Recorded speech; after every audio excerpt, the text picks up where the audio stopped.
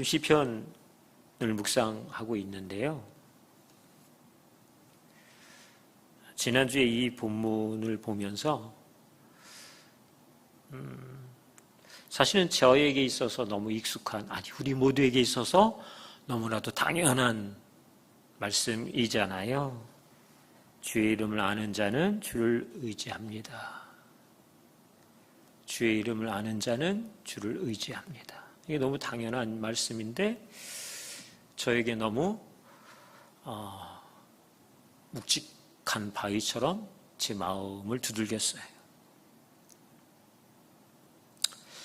여호와의 이름을 아는 자는 주를 의지한다. 내가 주님을 의지하고 있나? 얼만큼 의지하고 살까? 내가 주님을 의지하는 이유가 있을까? 하나님을 아는 자는 주를 의지합니다. 이게 마치 물이 높은 곳에서 아래로 흘러내리는 것처럼 이건 너무 당연한 일이라고 얘기하고 있는 것이죠. 하나님을 우리 모두 알아요. 그래서 우리의 삶의 곳곳에서 하나님을 의지하는 것, 그 하나님을 신뢰하는 것, 그 하나님을 전적으로 바라보는 것, 이게 우리의 삶의 곳곳에 이렇게 드러나고 있는 증거들이 있죠. 지금은 이런 이야기 잘 안 쓰는 것 같아요. 저희 어릴 때 그냥 공부 좀 해라 그런 의미에서 이런 명언이라고 그래야 될까요? 이야기들을 계속했죠. 뭐예요? 아는 게 힘이다. 이런 얘기를 했어요. 아는 게 힘이다. 이 세상도 아는 게 얼마나 중요한지 그게 힘이래요. 안다는 게 힘이래요. 세상 지식을 아는 것도 힘이 역사되어질 수 있다. 하물며 세상의 지식이 아닌 여호와 하나님을 아는 것, 그건 얼마나 우리의 삶에 획기적이고 기적적인 일들을 만들어낼까요? 하나님을 아는 것, 시편 그 다음 10편 4절에 이렇게 말씀이 기록되어져 있어요. 사실 시편 9편과 10절은 하나의 시편으로 연결되어져 있습니다. 4절, 시편 4절, 우리 같이 함께 좀 읽어보시겠어요? 4절 시작. 악인은 그의 교만한 얼굴로 말하기를 여호와께서 이를 감찰하지 아니하신다 하며 그의 모든 사상에 하나님이 없다 하나이다. 아멘. 누가 악인이냐면 여호와께서 이 모든 일을 감찰하시지 않는다. 상관이 없으시다. 내가 오늘 행하는 이 일들, 이 결정, 이 삶에 하나님이 전혀 상관없다. 이렇게 얘기한다는 거예요. 그리고요, 모든 사상에, 그 삶의 모든 생각과 판단과 그리고 모든 삶의 방향에 대하여 하나님이 없다. 이게 악인이래요. 하나님이 없다. 그러니 이 사람에게 있어서 하나님을 의지할 이유가 전혀 없어요. 하나님을 왜 의지해야 하는지 이유도 없잖아요. 왜요? 그 사상에 하나님이 없어요. 여러분, 공교롭게도 우리의 삶에 하나님 없는 삶과 생각과 하나님이 안 계신 시간들은 혹시 없을까요?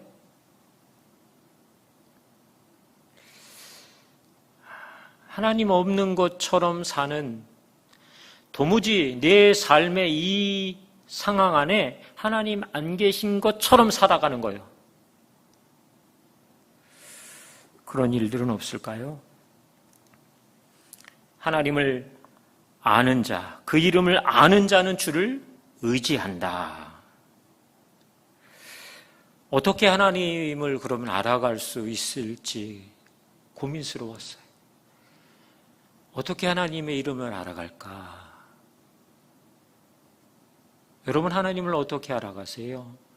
말씀, 또 하나님 앞에 머물면서, 그저 예배하면서, 또는 내 삶의 현장에서 얼마든지 하나님을 알아가는 기회들이 너무 많죠. 어떠세요? 만족하세요? 하나님을 알아가는 그 일이 내 안에 어제보다 오늘 조금 더 진보되어지고 성장되어져 가고 있으신가요? 어떠세요? 어떻게 하나님의 이름을 알아갈까요? 그 하나님을 어떻게 내 삶에서 더 충분히 경험하고 알아갈 수 있을까요? 제가 고민하다가 문득 떠오른 한 단어가 있었어요. 하나님을 아는 한 가지의 방법, 그것은 순종이라고 하는 것입니다. 뭐요? 순종. 순종을 통해서 하나님을 아는 것이죠. 여러분, 제가 성경 박사도 아니고 성경을 너무너무 잘 아는 사람도 아니지만 성경을 이렇게 보면서 그냥 문득 그렇다면 그 하나님을 알아가는 길, 통로가 되어지는 이 순종, 그것이 좀 차원이 있구나. 순종에도 차원이 있구나. 이 얘기는 하나님을 아는 것에도 차원이 있다는 거예요. 그게 무슨 소리일까요?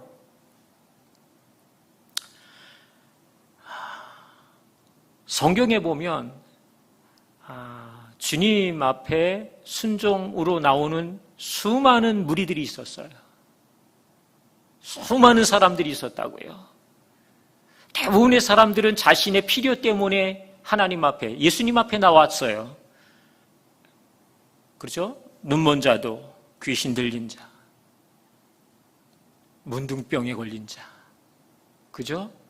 가난하고 소외당하고 혈루증에 걸리고 온갖 질병과 인생의 고통의 무게를 이기며 살아왔던 사람들이 어느 날 예수 그리스도 앞에 나오는 순종의 걸음을 선택했어요.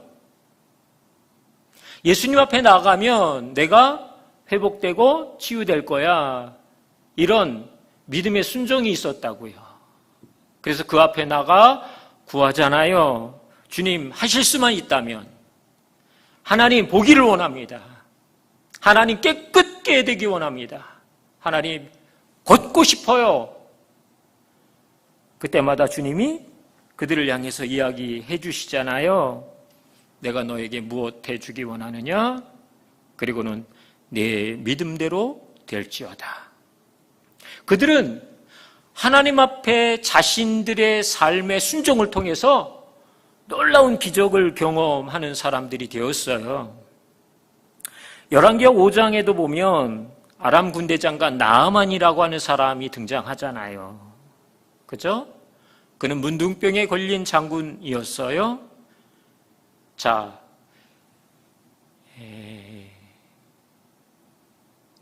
엘리사라고 하는 선지자의 특별한 능력을 이야기 듣고 어떻게 해요? 이스라엘을 향해서 그가 오랜 시간을 아까워하지 아니하고 오게 되었고요. 그런 그 나만을 향해서 엘리사가 요단강에서 7번 목욕할 것을 이야기하잖아요. 엘리사가 이렇게 얘기했어요. 너는 가서 요단강에 몸을 7번 씻으라. 사실 이 나만에게 있어서 이 지시는 매우 순종하기가 어려웠어요. 자존심도 상하고 그리고 현실적으로 이것이 그의 문둥병을 낫게 할 것 같지가 않았어요. 그렇잖아요. 그렇지만 여기까지 온 것 아까워서라도 한번 해보자. 아마 기꺼운 마음으로, 즐거운 마음으로, 감사한 마음으로 목욕한 것 같진 않아요. 그냥 억지로 마지못해 한 번 그렇게 7번을 요단강에 들어가서 목욕을 했지요. 자, 어떻게 됐을까요? 결과가 그의 살이 어린아이의 살같이 회복되어 깨끗하게 되었다. 어떻게 보면 하나님 앞에 순종해야 할 이유가 나의 문제 때문인 거죠. 나의 어려움 때문이에요. 나의 아픔 때문이고 나의 근심 때문이에요. 나의 부족함 때문이고 나의 필요 때문에 하나님 앞에 나아가는 순종을 우리는 해요. 그럼에도 여러분 기억하십시오.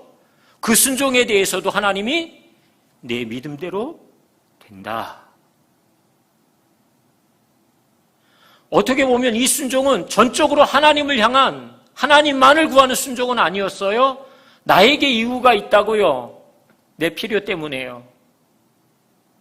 그래도 여러분, 성경은 그 순종에 대하여 믿음의 열매를 맺도록 하시는 하나님의 사랑을 우리에게 말씀해주고 있습니다. 마태복음 8장에 등장하는 백부장이라고 하는 사람, 이 사람이 어떤 사람인지 우리가 알잖아요. 예수께서 가버나움에 들어가시니 한 백부장이 나와 간구하여 이르되 주여 내 하인이 중풍병으로 집에 누워 몹시 괴로워하나이다. 백부장이라고 하는 사람의 주인은 상당한 영향력과 높은 지위를 가진 사람이에요. 그리고 이 당시에 하인, 종은 그냥 물건 같은 존재였어요. 그래서 병들어 죽던, 사고를 당하여 죽던, 아니면 몸에 불구가 되던 별로 신경 쓰지 않았어요. 백부장 집에 하인이 한 명뿐인 것도 아니겠죠. 아마도 적지 않은 많은 수의 하인들이 있었어요.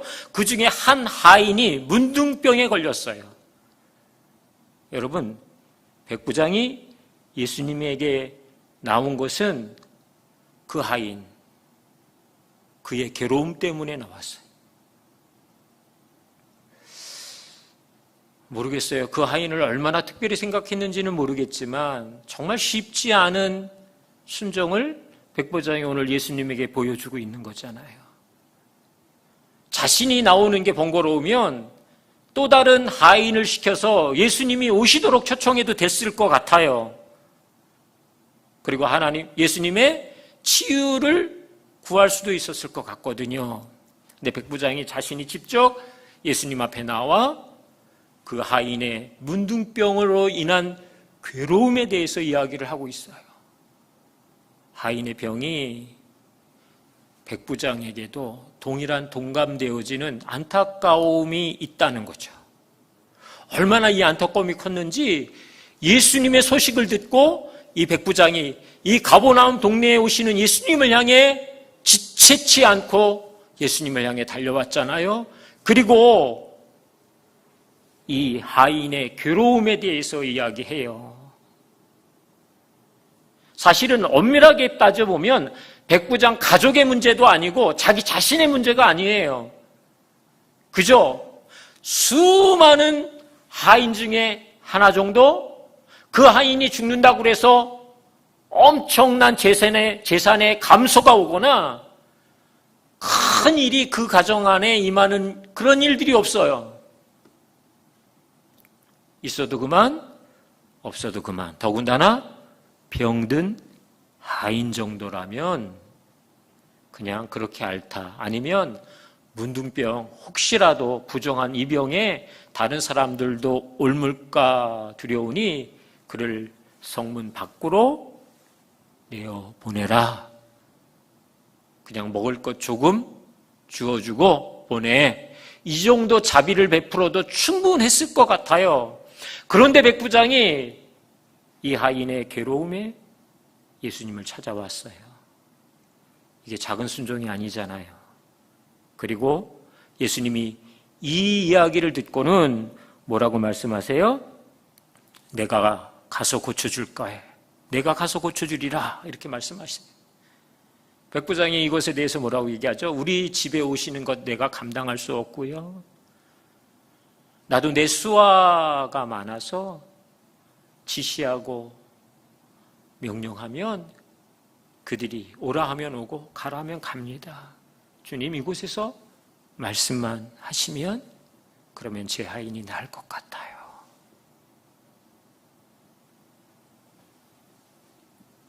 뭐라고 그랬을까요? 예수님께서 우리가 알죠?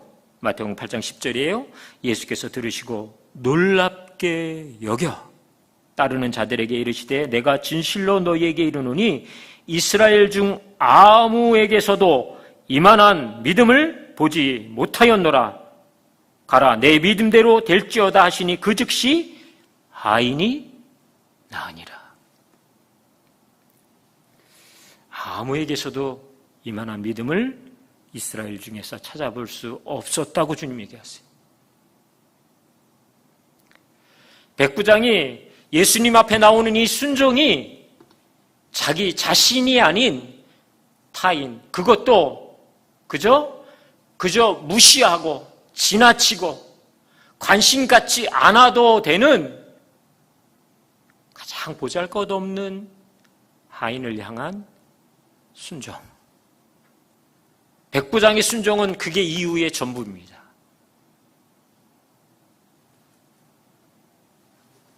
그 순종에 대해서 주님이 이렇게 얘기하셨어요. 이만한 믿음 내가 이스라엘 중에서 본 적이 없어.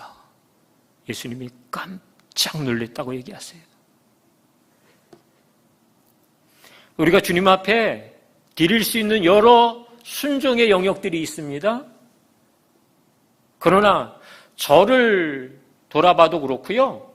상당 부분, 아니 어떻게 보면 대부분 나 때문에, 우리 가정 때문에, 우리 아이들 때문에, 나의 문제, 나의 어려움 때문에 순종하는데 순종하는 흉내만 내는 것 같아요. 마지못해 순종하는 것. 그래도 주님이 불쌍히 여기셔서 그래 안수야 내 믿음이 너를 구원했다. 그럴만 하지 않은데도요. 그런데 여러분 아십니까? 이 백부장이 예수님께 나오는 순종은 자신을 향한 순종이 아니에요. 순종의 이유가 자기 때문이 아니에요.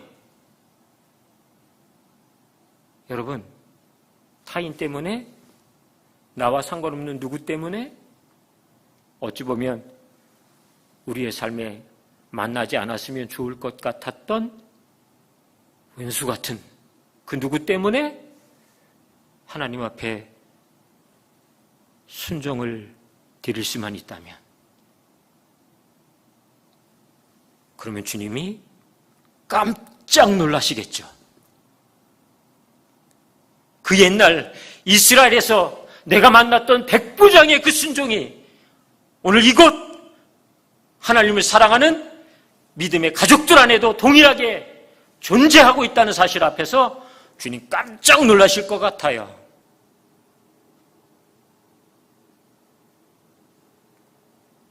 어떨까요? 우리가 드리는 주님 앞에 이 순종의 영역이 또 다른 기적과 영광과 은혜를 경험하고 알아가게 할 것입니다. 우리만을 위한 순종이 아니라 전혀 상관없다 여겨지는 그들을 위해서. 왜 그런지 요즘은 주님이 계속 이 땅에 믿지 않는 가족들, 몇몇 가족들이 계속 제 마음에 부담으로 여겨져요. 그래서 기도의 우선순위가 그것을 향해 들여질 수밖에 없더라고요.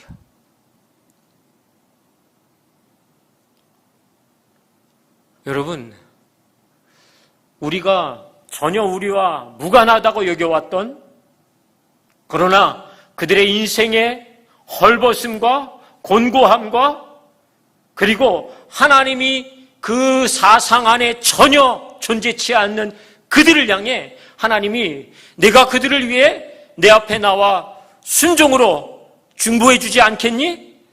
그들을 위해서 네가 너의 재정의 일부라도 헐어서 그들의 필요들을 돌아볼 수 없겠니?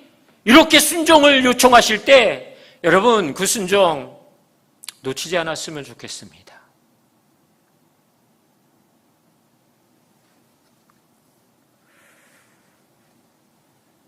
순종에도 차원이 있다고 했는데요.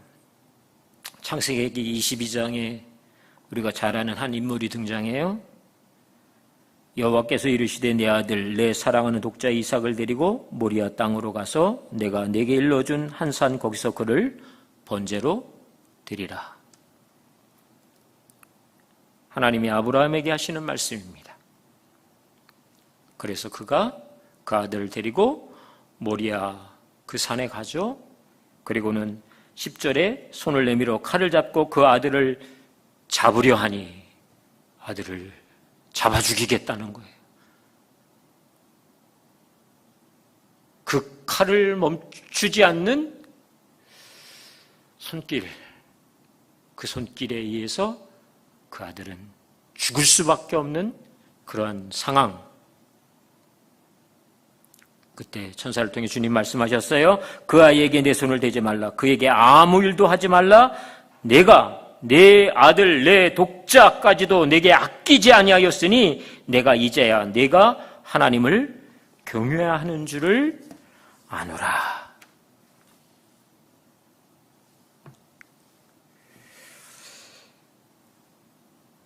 아브라함 편에서는 이 하나님의 요구에 대해서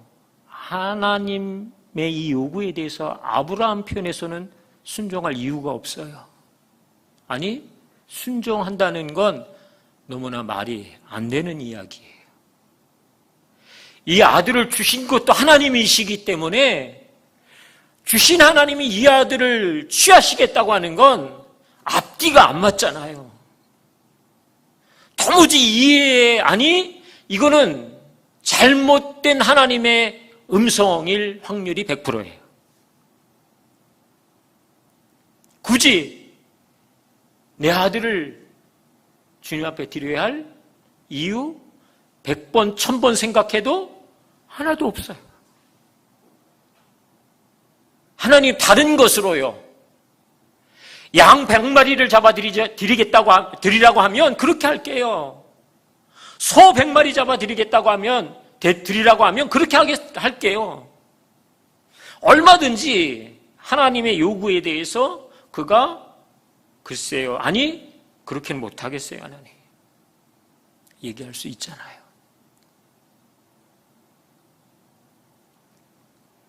아브라함이 왜 순종할까요? 왜 순종할까요? 하나님이 말씀하셔서. 이 노인네가 너무 미련스러워. 다른 이유가 없어요. 주님이 말씀하셔서 그렇게 하는 거예요. 왜 그렇게 해야 하는데 100번, 1000번 물어도 대답할 말이 없어요. 그저 한 가지 이야기, 한 가지 이유밖에 없어요. 주님이 말씀하셔서. 그래서 순종하는 거예요. 정상적인 것 같지 않아요. 그런데 주님이 말씀하셔서 순종해요. 아들을 잡아 제물 삼겠대요. 하나님이 그의 그 순종에 대해서 이렇게 말씀하셨어요.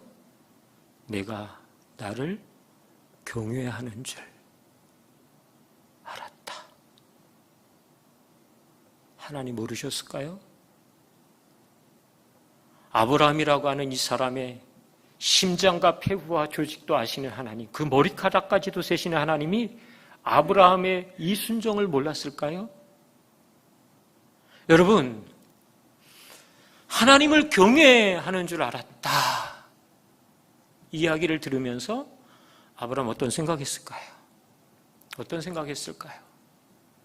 그러면 그렇지. 그 정도일까요? 아니요. 하나님께 순종한다는 것이 자신의 인생에 얼마나 큰 축복인지를 하나님의 말씀을 통해 다시 자기의 삶에 확인하는 시간. 그리고 이 순종을 통해서 하나님이 아브라함에게 큰 축복의 문을 열어주시잖아요. 그래서 22장 18절 또 내 씨로 말미암아 천하 만민이 복을 받으리니 이는 내가 나의 말을 준행하였음이니라. 아브라함 한 사람의 순종이 오고 오는 모든 세대와 모든 민족을 축복받게 해주신대요. 그 축복 저와 여러분 이제 누리고 있는 거잖아요. 아십니까? 아브라함의 순종, 그 한 사람의 순종이 오고 오는 모든 세대의 사람들에게 축복의 문을 마음껏 열도록 그 순종이 그런 역사를 만들었다고요.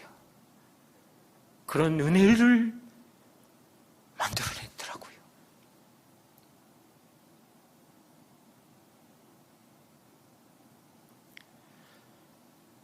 순종에도 차원이 있는가 봐요.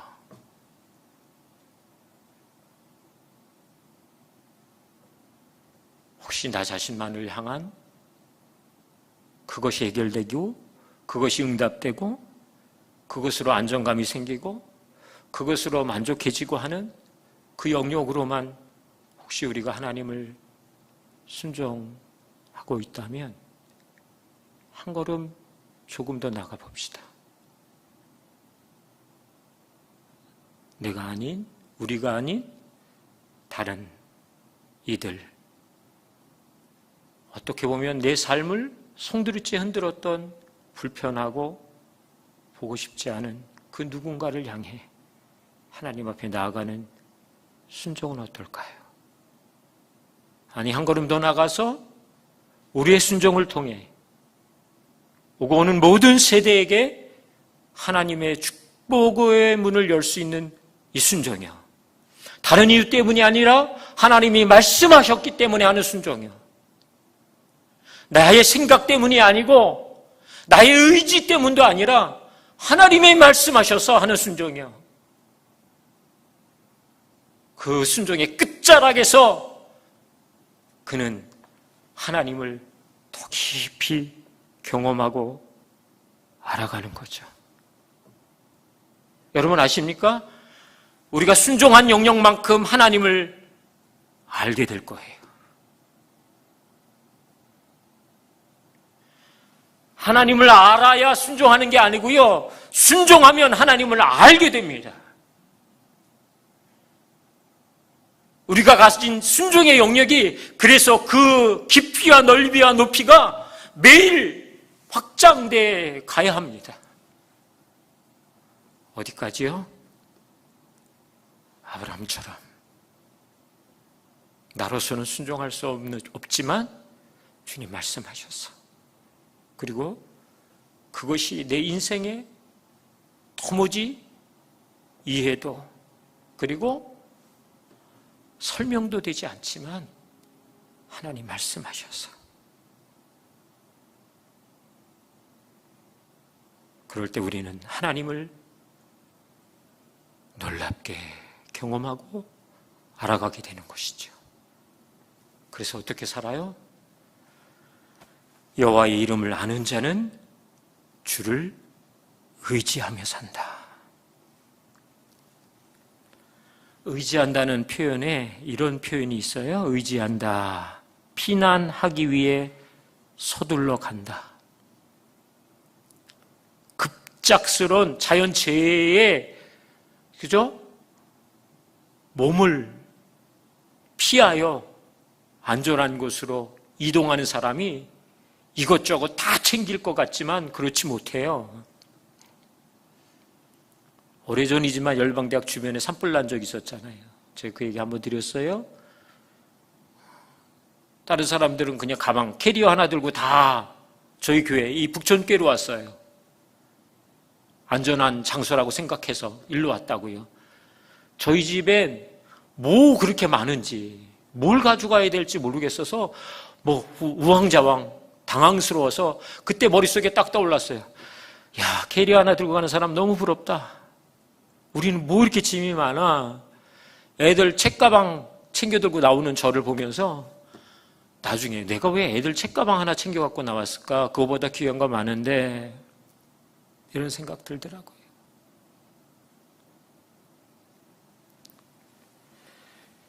피난하기 위해서 서두르다 보니까 그죠? 산불이 났다는데 빨리 서둘러야죠. 망설이고 주저하고 이것저것 다 챙길 여유가 어디 있어요. 하나님을 아는 자는 그 주님을 의지합니다. 어떻게 의지해요? 앞뒤 가리지 않아요. 망설일 수 없다고요.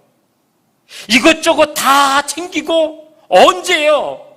언제 그 하나님을 의지합니까? 언제 그 하나님 앞에 순종을 드릴 수 있어요?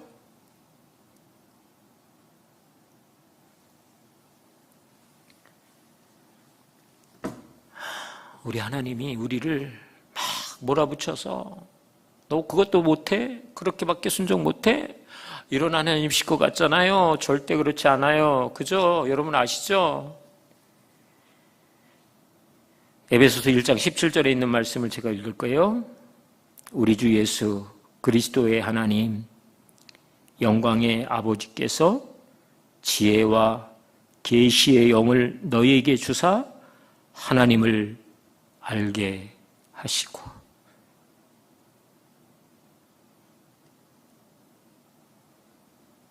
순종의 값진 대가를 우리의 것으로 몽땅 드리게 하시는 하나님 아니고요. 순종할 수 있도록 하나님이 지혜와 계시의 영을 우리에게 부어주셔요. 지혜와 계시의 영을 우리에게 부어주셔서 우리의 삶에 더 큰 순종의 영역을 통해 하나님을 더 많이 알아가고 하나님을 충분히 경험하는 삶의 자리로 우리를 하나님이 인도해 주시는 분이세요. 중요한 거 여러분 뭔지 아세요? 지혜와 계시의 영이 늘 잠자시지 않아요. 우리가 졸고 우리가 잠들고 우리가 침륜에 빠지고 우리가 낙심하고 절망하는데도 지혜와 계시의 영이신 성령께서 우리와 함께 하시면서 우리를 깨우신다고요. 주님 앞에 나아가 순종의 영역들을 너의 삶을 다해 드리라고 격려해 주시고 응원해 주시고 힘을 주신다고요. 그런데도 싫어요. 못해요. 안 할래요. 그만할게요. 힘들어요. 시간 없고요. 어려워요. 그러면 우리는 하나님을 알아갈 수 없어요. 그러면 우리는 그 하나님을 더 깊이 의지하는 삶을 경험할 수 없습니다. 얕은 물가에서 하나님 경험하는 사람 아니라 더 깊은 물로, 더 깊은 순종으로, 더 넓고 더 큰 순종으로 하나님을 충분히 알아가고 그 하나님으로 더 깊은 순종과 더 깊은 신뢰를 하나님께 드리는 저와 여러분 되시기를 주님의 이름으로 축복합니다.